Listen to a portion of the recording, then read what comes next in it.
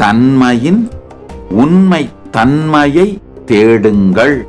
தன்மையின் மூலத்தை, தன்மையின் ஆதியை, தன்மையின் உண்மை தன்மையை தேடுங்கள்.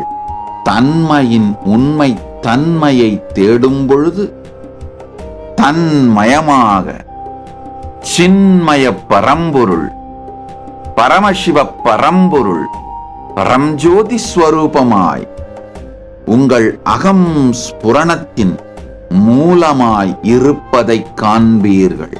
நன்றாக புரிந்து கொள்ளுங்கள்.